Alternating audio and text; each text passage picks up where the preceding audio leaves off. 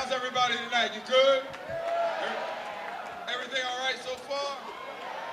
You feeling the funk? Hey, let me hear you say, "We love you, George." I'm Bugsy Bugs, 98.7 KISS, Heart and Soul of Sirius XM. And I'm gonna tell you something about tonight's theme. Tonight's theme is all about love. Love for people of New York City, love for New York City hospitals that take care of us, and love for our honoree tonight, my brother, my big brother, George Clinton. Love you, man. And you know, tonight's show was conceived by Vivian Scott Chu. Yeah, Viv gave George his last major label record deal and was responsible for the mothership landing in Central Park. You remember back in 1996? You remember that? Vivian collaborated with Reginald Hudlin, director of movies like Boomerang. That's where Robin Givens had Eddie Murphy sucking his finger and curl up in the fetal position. Us fellas remember that. Ladies too. As well as House Party. You know, you saw Full Force up here. That gave George his first film role. And Reggie's sorry that he cannot be here tonight. However, he's in Los Angeles. There's a new Quentin Tarantino film coming out, and Reggie is producing that. But I want you to double down on your funk right now.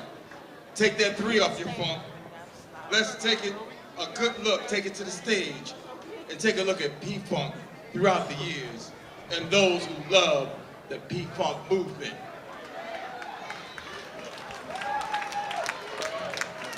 Yeah, so George, what we got here? Yeah, well, that's the Flamingos there. That's Tommy Hunt, yeah.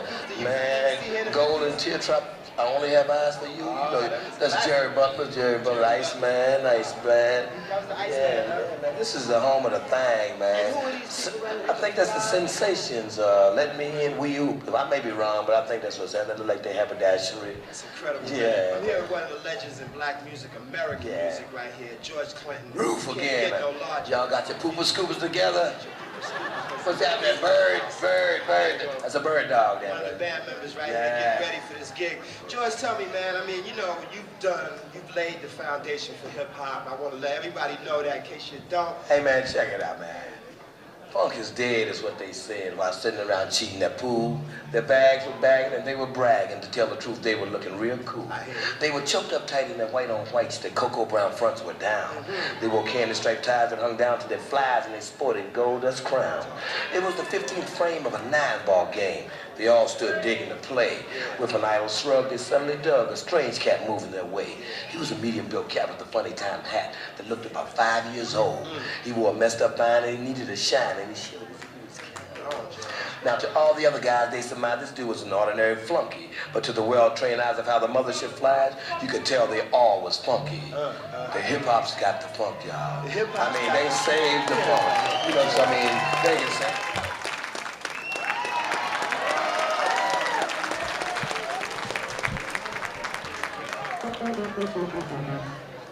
Attempt to adjust your television set.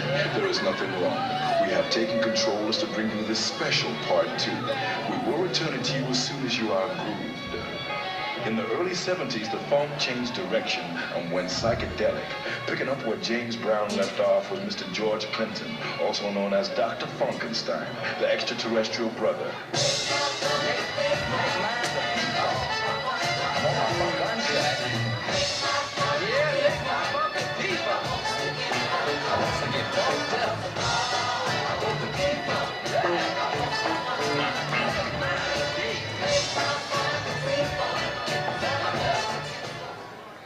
P-Funk music is a music that hits on the 1 and the 3.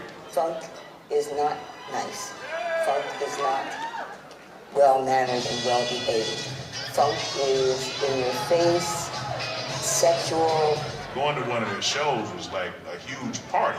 Entertainment was about entertaining, and it was about breaking the line between being a passive audience member and being an active participant in an experience. Well, George Clinton is one of the most important musicians of the late 20th century. I mean, when it comes to rhythm, which is the underlying power of both African American music and American music.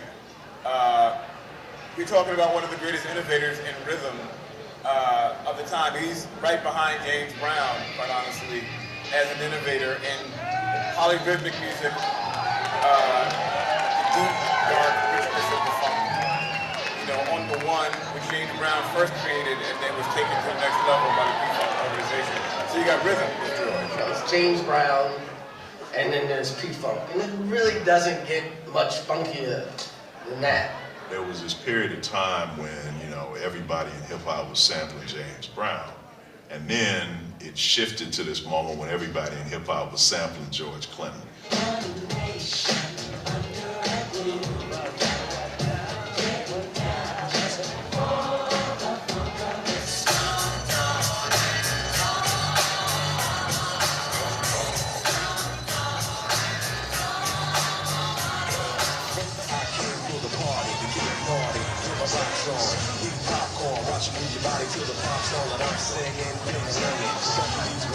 Everybody swinging in the place as I keep the J's easy my style. R&B mixed with the hip hop, spin B champagne in my hand. I won't be long till I'm gone. It's just the same old song.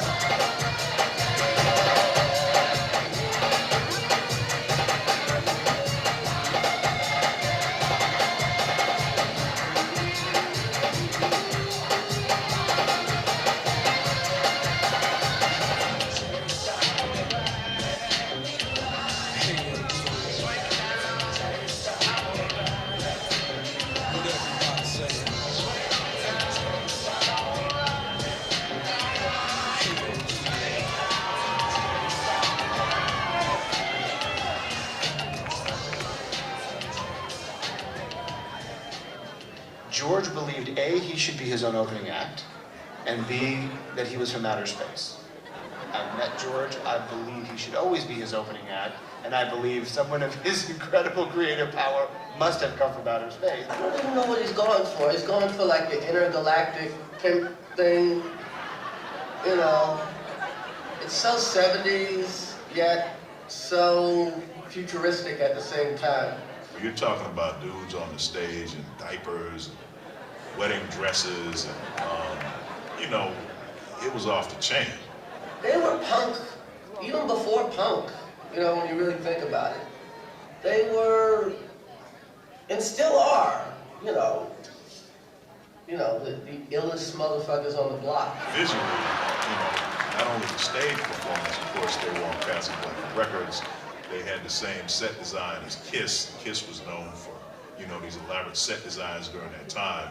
But here you had, you know, a black twist on it, a funk twist on it.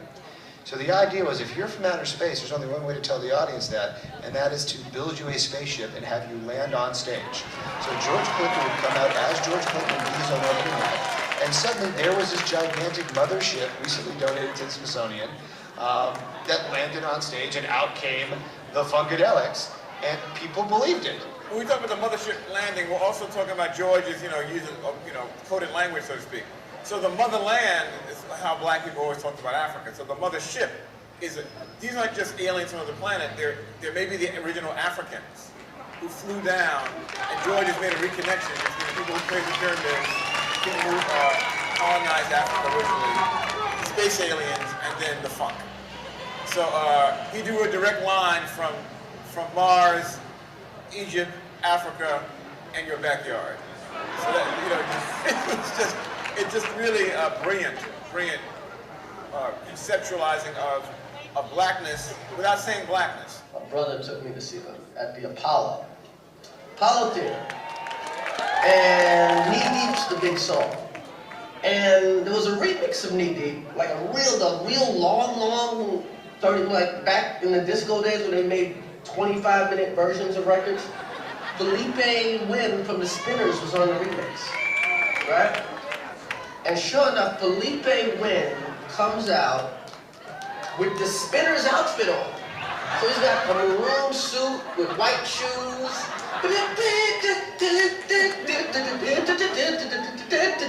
And he's doing his shit, right? And so the lead singer from the Spinners is on stage with, you know, the P-Funk All-Stars, Paul and Funkadelic.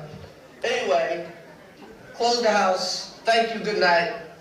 Next day, Felipe wins dead. He bumped himself to death.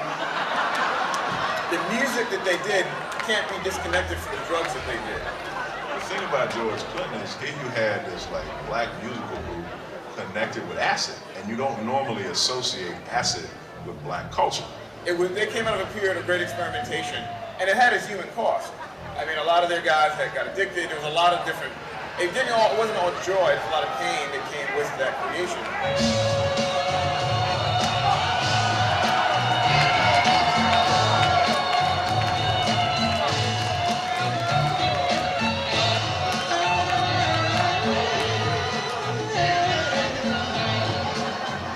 What you had with George Clinton was a movement that was musical, that was visual.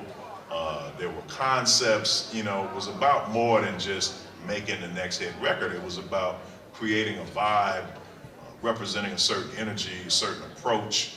And I think when you look at that across the board, they were really pioneering in this regard, in that they were characters as well as they were musicians.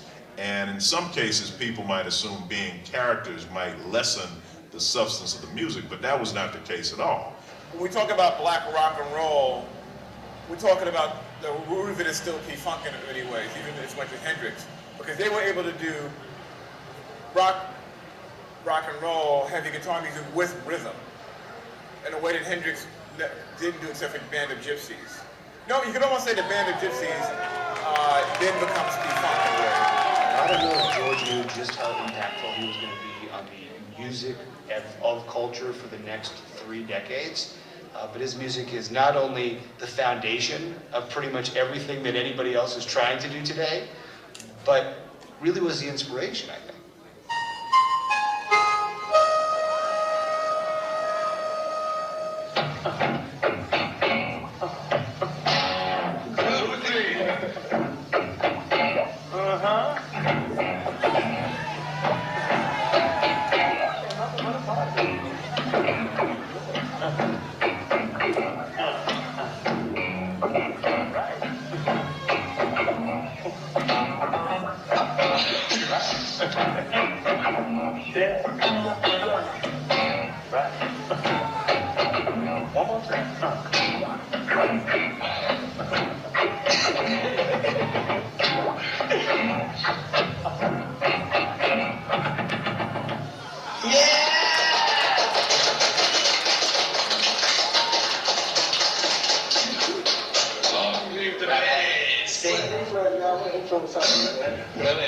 I mean, it's funny because we were just joking about it earlier, how we're gonna sit around and be corny and go, "Well, I already influence is," and this whole concept of the shit.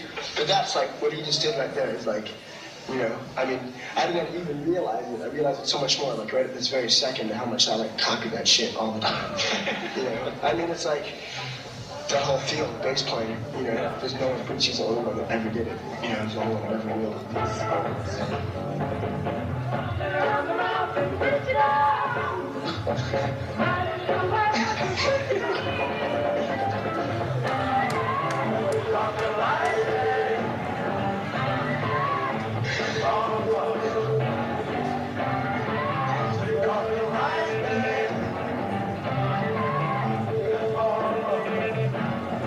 George is just like the baddest motherfucker, man. He's just, like his whole concept of music, for one thing, he's like totally into the cartoon thing, you know, and it comes out, and it's just like the way that he combined hard rock music with funk, like I think we were just listening to Coming Around the Mountains, you know, Coming Around the Mountain. It's like the groove on that is just like, it's like what Aerosmith like wished they could do, like maybe one day, you know? Like,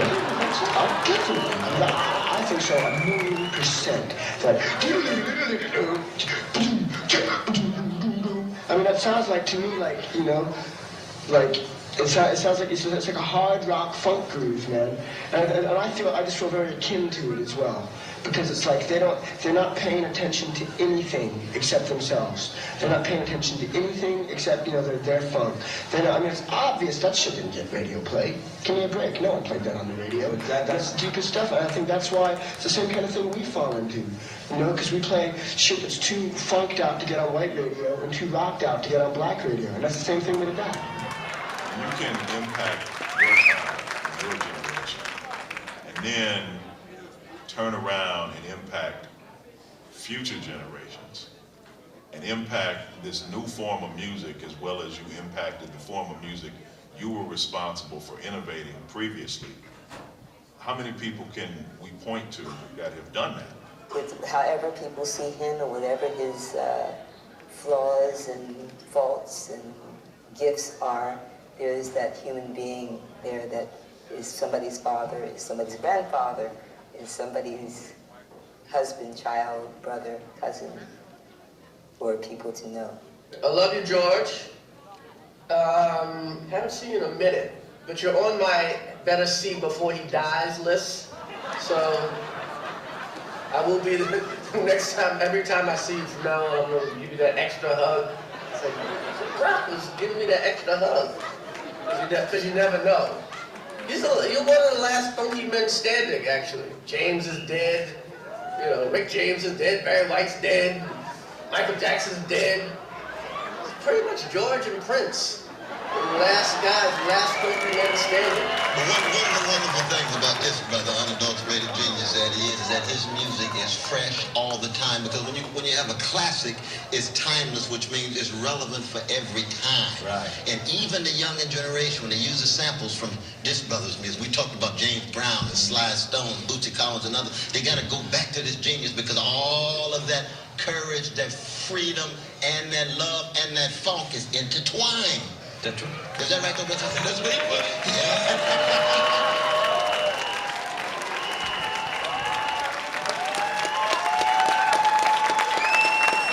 Please welcome late night funketeer Paul Schaefer and Questlove. Thank you so much. 125th Street. First time I came up here in 1979 to see George Clinton and Parliament Funkadelic in a 1-month stand here at the Apollo. The Brides of Funkenstein opened. I was in heaven already. And then all of a sudden, you heard this, boop, boop, and the whole place jumped to their feet, and they never stood down, they never sat down for 5 hours. So tonight, ladies and gentlemen, with the help of a guy who has my old job, Questlove from the Roots on the drums, and the P-Funk All-Stars, we're gonna try to funk ourselves to death. Are you guys ready? Are you ready, Questlove? Here we go. 1, 2.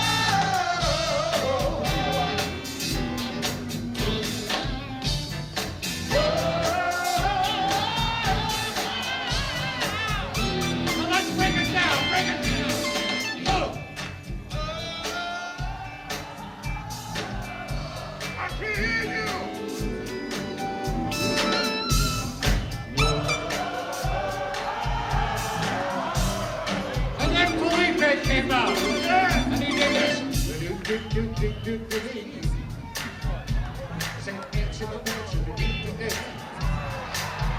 I got ants in my bed to the deep today. Let's hear the vocals.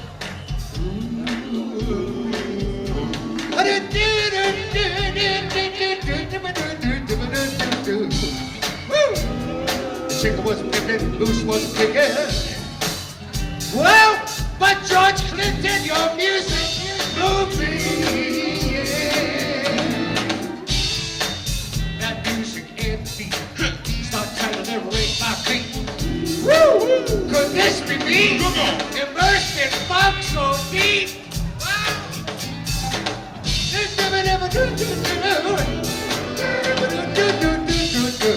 Here we go.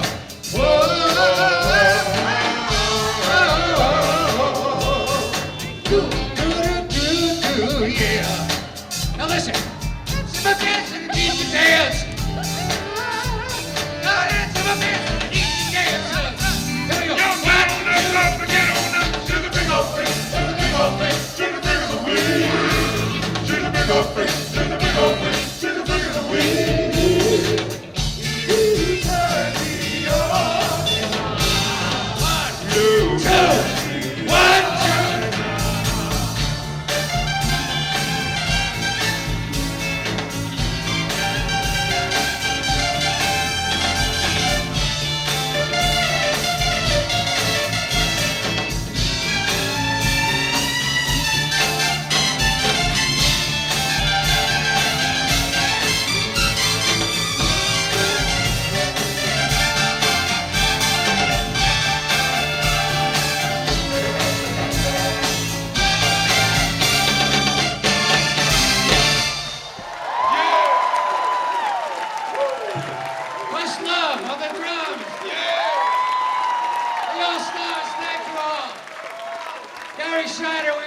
Thanks, everybody.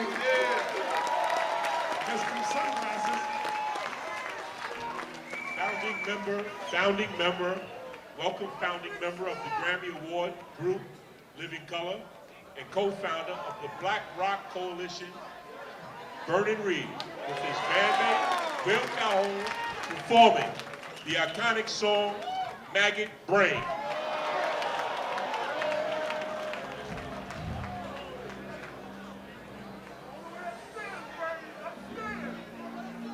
I've tasted the maggots in the minds of the universe. I was not offended, for I knew I had to rise above it all, or drown in my own shit.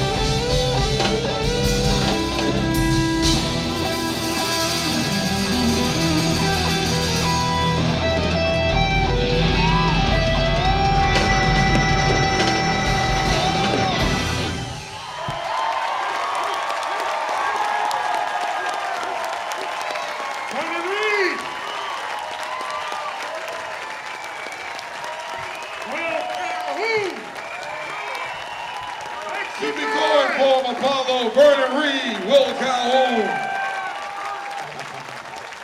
Oh my God. Woo. Man, you feeling this, right? You all right, George? You good? Hey, listen, we want to thank HHC staff and the producers would also like to say special thanks to the sponsors and partners to help make this week possible. 98.7 KISS Hot 97, American Airlines, Dallas Barbecue, Office Max, Sodexo, Metro New York, Amsterdam News, TD Bank, Village Voice, El Diario, Arba Plan, Cardinal Health, Emblem Health, Crowthall, WLIB, Aloft Harlem, Metro Plus, Greater New York Health, Associates, Mid-Atlantic Electric, Abilene Paper Supply, and 160 Water Street Association. A round of applause for all the people that got together to put this together for this extraordinary man. Parliament Funkadelic, you had a taste of rock and roll. I think that was the first thing that turned me on to him. In a place in Queens, Teddy Powell was a promoter, and he used to do shows all over the 5 boroughs, and Teddy Powell would bring Parliament Funkadelic along with the 5 stair steps, Chi Chi and Pepe, and quite naturally. The first time that I saw Parliament Funkadelic, I was like, what the? I was already hip to the songs, but just to see that for a change in the 70s, like the late 60s going into the 70s, we didn't know anything about black bands. You know what I'm saying? And now I had the opportunity to see a black band, and George walked out on stage. He said, yeah, I know you see us up here. You think that I'm high and we're all drugged up or something like that. He says, but my mother and my little daughter's in the audience, and I'm going to tell y'all something. Yeah, I'm high as a motherfucker. I was like, yo, that's my band. But they're in the Rock and Roll Hall of Fame, and George's impact